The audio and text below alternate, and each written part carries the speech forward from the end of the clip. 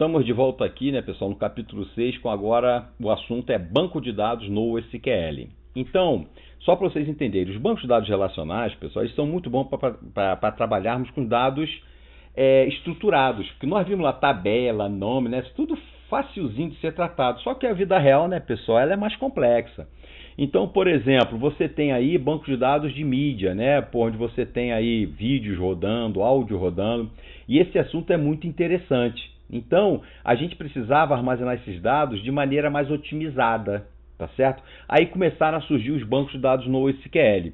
E foi até um movimento interessante, pessoal. Antigamente, a pesquisa saía das universidades. Então, as maiores evoluções eram nas universidades, né? A gente lançava no mercado, né? Então, eram pesquisadores, universitários, coisa e tal. Só que agora, pessoal, esses bancos da NoSQL, até o MapReduce, eles surgiram nas empresas, tá? Então, a Amazon tinha problemas que muita empresa ainda não tinha. O Facebook tinha problema que muita empresa não tinha ainda. E a universidade, às vezes, não estava tratando com a devida importância. Então, eles mesmos saíram criando, tá? Então, por exemplo, redes sociais. Uma das características mais importantes das redes sociais são os relacionamentos, né? É amigo de quem, né? Coisa e tal. E o banco de dados relacional não é bom para isso. É como se a gente tivesse que criar uma recursividade. E o SQL não foi feito para trabalhar com esse tipo de recurso. A gente consegue fazer, pessoal, algumas adaptações, né, pessoal? A gente programando, a gente dá nó em tudo, né? Mas não é um uso apropriado. E esses bancos de dados no SQL surgiram para tratar esses problemas. Dado não estruturado, eles são altamente distribuídos, então eles são muito melhores que bancos de dados relacionais quando se fala em distribuição, tá legal? Então vamos ver, as principais características dos bancos de sistemas gerenciadores de bancos de dados no SQL são, né? Não utilizam SQL, possuem linguagem semelhante. O curioso é isso. Embora eles tenham toda uma arquitetura peculiar, eles tentam chegar próximo ao SQL para a gente não perder esse conhecimento que a gente tem de SQL na hora de trabalhar com esses bancos. Então, a maior parte dos bancos tem uma APIzinha lá que dá para, né, fazer alguma coisa parecida com SQL. Tá? A grande parte dos bancos tem isso. Geralmente são de código aberto, então a gente tem muita solução código aberto boa, o Google já liberou, a Amazon, o próprio Facebook, eles incentivam isso também, tá?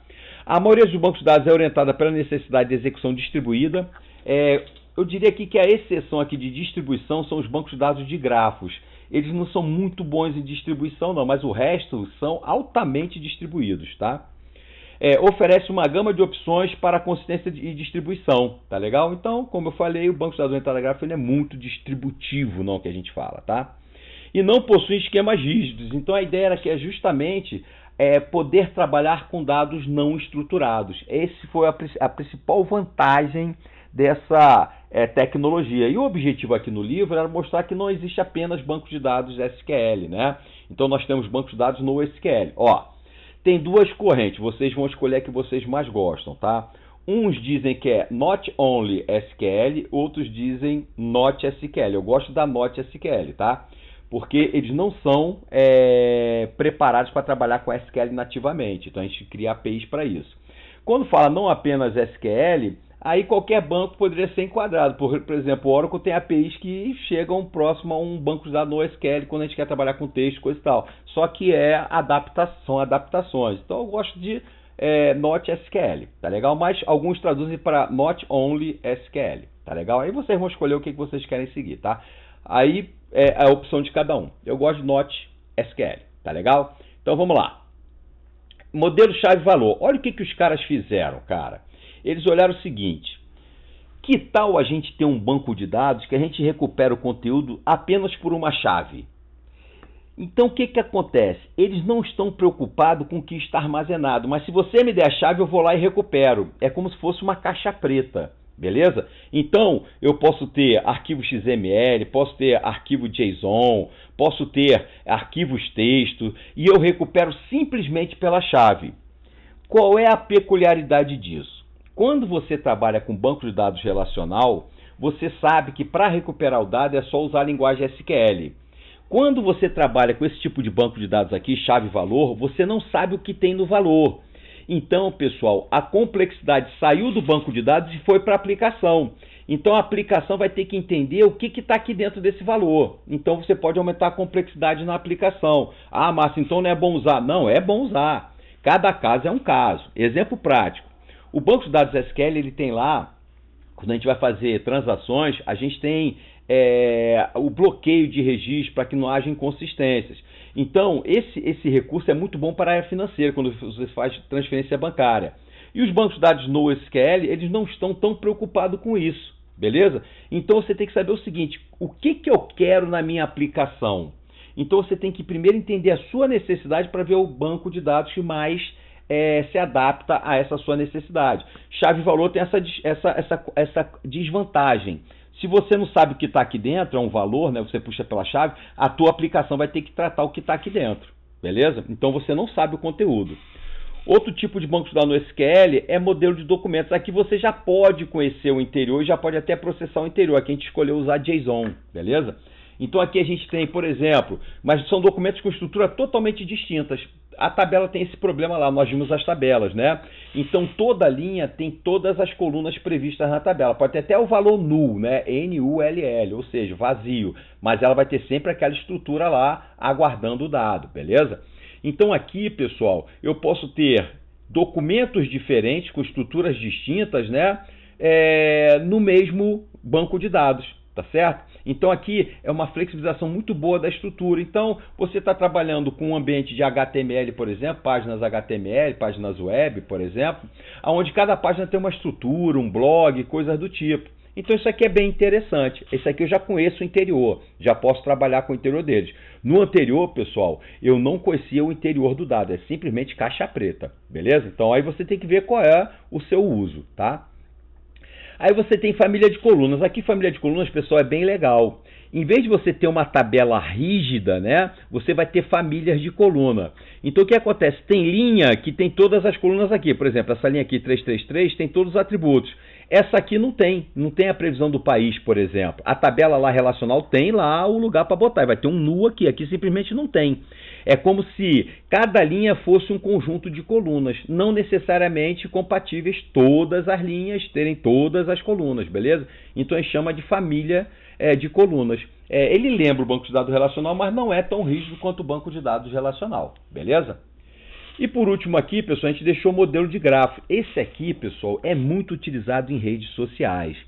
Então, por exemplo, se você for representar um Facebook lá no banco de dados relacional, pessoal, vocês, para encontrarem uma rede de amizade, vocês têm que fazer uma consulta recursiva. Por exemplo, João é amigo de Paulo, que é amigo de Zé, que é amigo de não sei o quê, que é amigo de não sei o que lá. Isso aí é recursividade numa tabela relacional.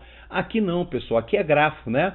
Então, você vai percorrer, né? Você tem os ponteiros aqui, você tem os nós com os dados e você tem as arestas. Você pode até dizer a direção do relacionamento. Então, aqui, às vezes, a gente quer saber, por exemplo, numa rede social, quem é o cara que gera os relacionamentos, quem é o cara mais importante daquela rede de amizades. Por quê? Então, vocês frequentam redes sociais e sabem, lá Instagram, Facebook, qualquer um deles.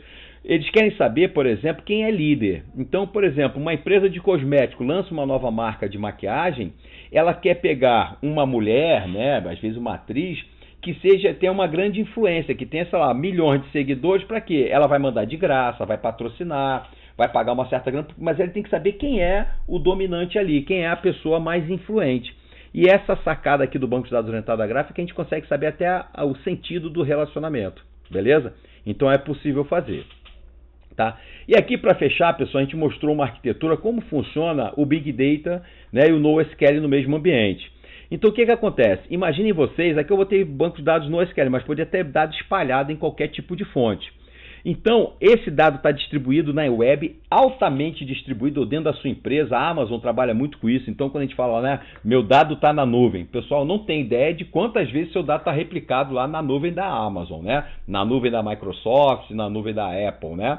Então, aqui a gente tem milhares ou milhões, sei lá, centenas de milhares de bancos de dados distribuídos aí com o NoSQL. A gente tem o Hadoop, né, que o Hadoop é uma ferramenta que implementa o MapReduce, né? Tem outras ferramentas, pessoal. Hadoop é uma das mais antigas, eu estou dando exemplo aqui porque é uma das mais antigas e ela foi muito utilizada. Então, o que acontece? Aqui, pessoal, quando tem um processamento, o que acontece? Em vez dele concentrar o dado para processar, ele manda o processo até o dado para fazer o processamento. Aí faz o map, a redução faz a regra de negócio, essa regra de negócio aqui é consolidado o resultado final e ele apresenta para o teu usuário, ele tem uma interface lá ao usuário. Então a gente diz que para o usuário é transparente essa complexidade do MapReduce e essa distribuição dos bancos de dados no SQL. Então aqui seria uma arquitetura bem rudimentar, né, de como funcionaria. Então você manda uma demanda lá para a Amazon, por exemplo, para comprar um livro qualquer, entra o MapReduce e vai procurar o livro lá onde é que está, qual banco de dados tem aquele livro. E a partir daí ele vai fazer aquele processamento, sei lá, final do dia, eu quero saber quantos livros eu vendi, qual autor, coisa e tal. Então é MapReduce, eles jogam aqui, o usuário não tem ideia dessa complexidade, joga no MapReduce, ele distribui essa consulta para onde tem que distribuir, faz o mapeamento, faz a redução, que é a regra do negócio, e a regra volta para cá, toda consolidada, e apresenta para o usuário final. Então aqui foi só para dar um exemplo aqui como nós usaríamos tudo isso junto, tá legal? Então, pessoal, com isso a gente fecha aí a playlist do capítulo 6.